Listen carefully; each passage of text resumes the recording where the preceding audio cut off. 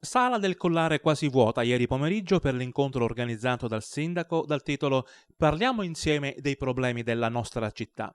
Qualche associazione aveva già annunciato la sua non presenza, i cittadini hanno preferito probabilmente non presentarsi per non sentire i soliti monologhi del sindaco. La storia si ripete, come accaduto l'anno scorso, esattamente il 12 gennaio 2012, in una conferenza stampa organizzata per parlare dei gravi problemi della città.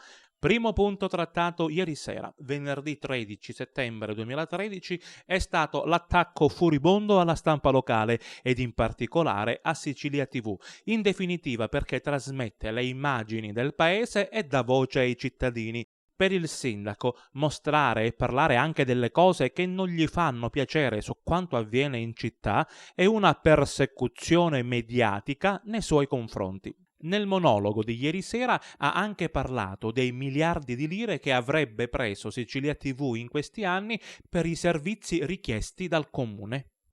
Discussione andata così a lungo che qualcuno dei presenti ha obiettato dicendo che l'incontro non era stato organizzato per parlare della stampa, ma per discutere dei problemi della città. Il sindaco di un'ora e mezzo, scusa, La stampa è libera, può scrivere e dire quello che vuole. Stasera dovevamo discutere dei problemi dei nostri. Evidentemente, per il sindaco, il principale e vero problema della città è la stampa, la libera informazione e soprattutto Sicilia TV. Ogni lavoro va ricompensato. TVS dà un bellissimo servizio a favore.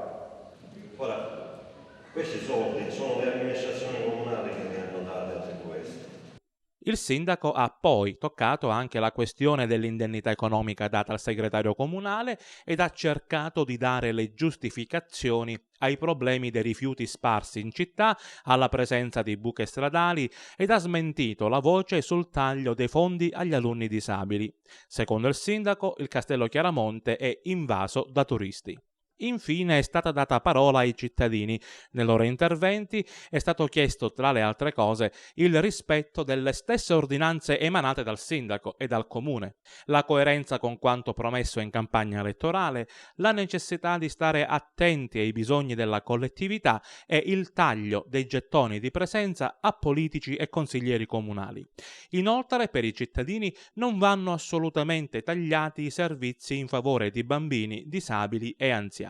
Non è mancato ovviamente chi ha detto candidamente e a chiare lettere a Manganella di aver fallito nel suo intento di amministrare il paese.